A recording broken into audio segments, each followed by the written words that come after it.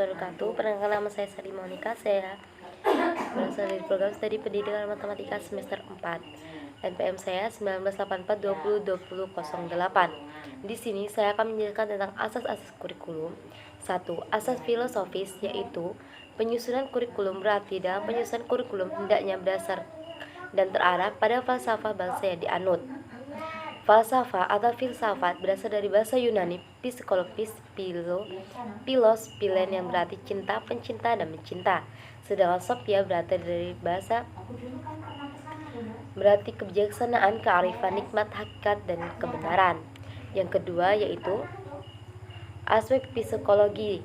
Aspek psikologis berarti kegiatan yang mengacu pada hal-hal bersifat psikologi pada manusia. Ada 9 aspek psikologi yang kompleks tetapi satu, yaitu aspek ketakwaan, aspek cipta, aspek rasa, aspek karya atau kreatif, aspek karya dan aspek kesehatan, serta aspek sosial dan aspek karya.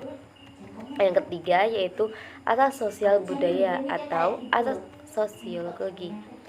Sosiologi adalah ilmu pengetahuan yang menyelidiki berbagai gejala sosial hubungan antar individu dengan individu, antar golongan, lembaga sosial yang disebut juga ilmu masyarakat. Dunia sekitar merupakan lingkungan hidup bagi manusia.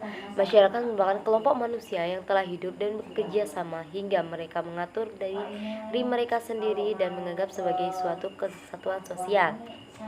Selanjutnya, asas teknologi.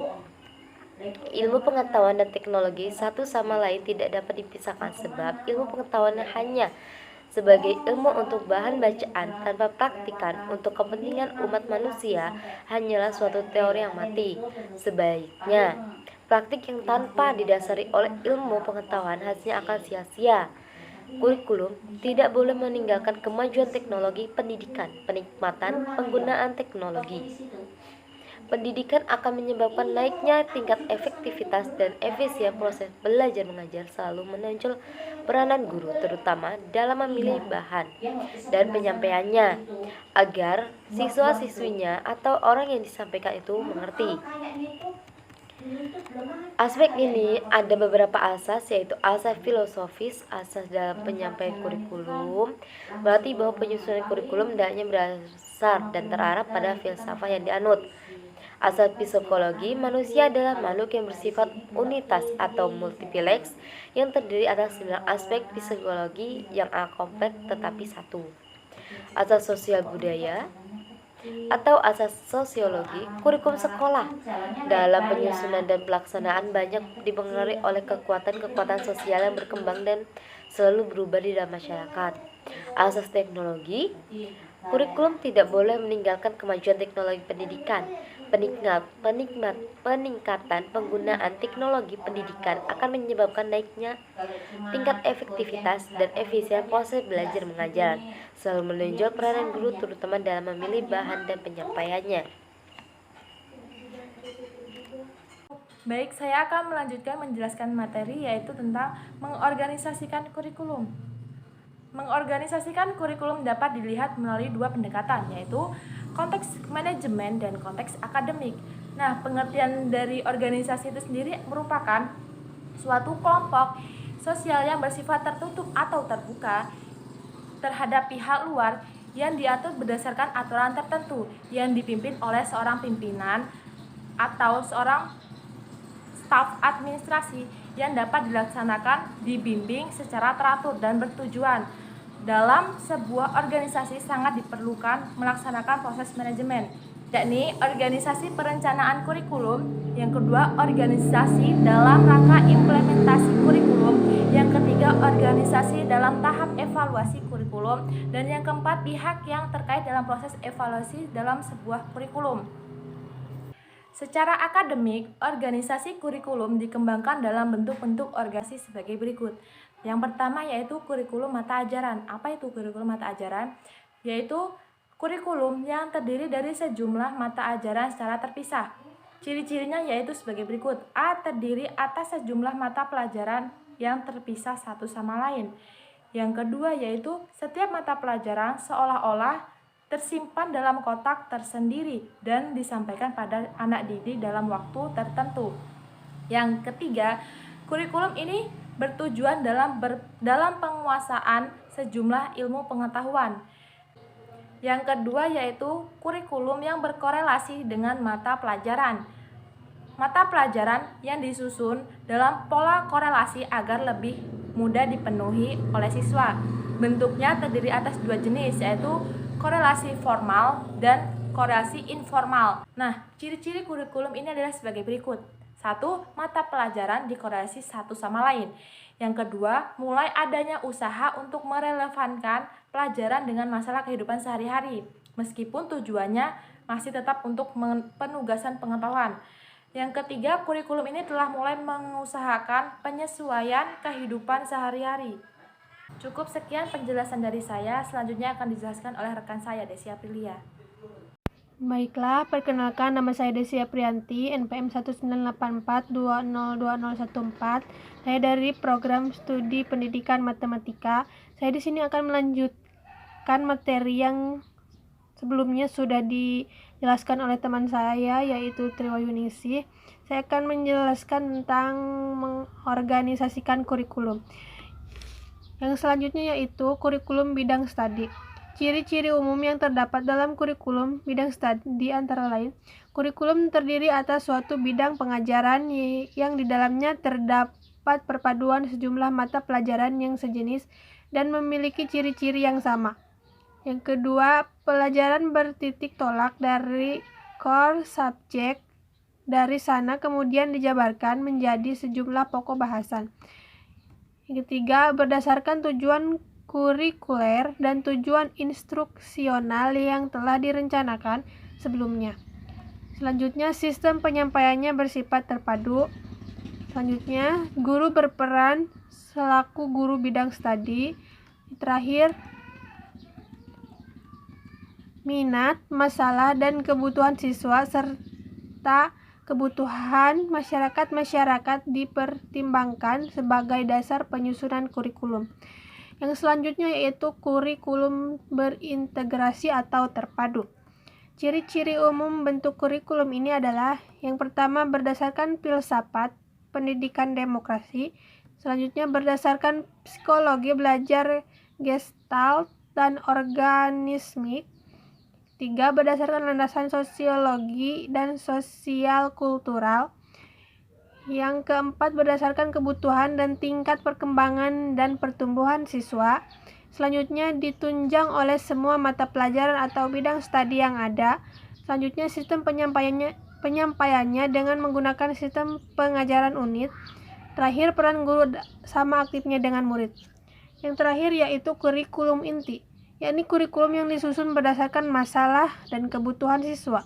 Ciri-ciri kurikulum inti ini adalah inti pelajaran meliputi pengalaman-pengalaman yang penting untuk pertumbuhan dan perkembangan semua siswa. Kedua, inti program berkenaan dengan pendidikan umum. Ketiga, kegiatan-kegiatan dan pengalaman-pengalaman inti disusun dan diajar dalam bentuk kesatuan, tidak dibatasi oleh garis-garis pelajaran yang terpisah. Yang terakhir yaitu inti program diselenggarakan dalam jangka waktu yang lebih lama.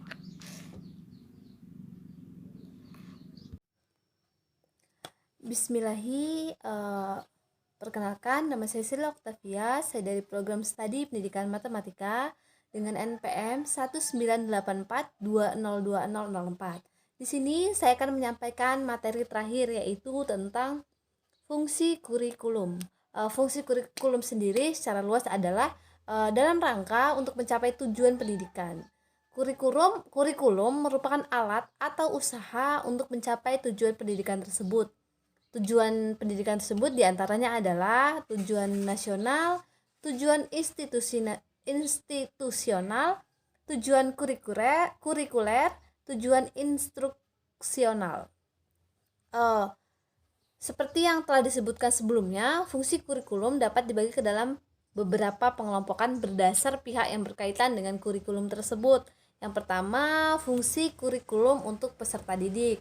Bagi peserta didik, fungsi kurikulum adalah sebagai sarana untuk mengukur kemampuan diri dan konsumsi pendidikan.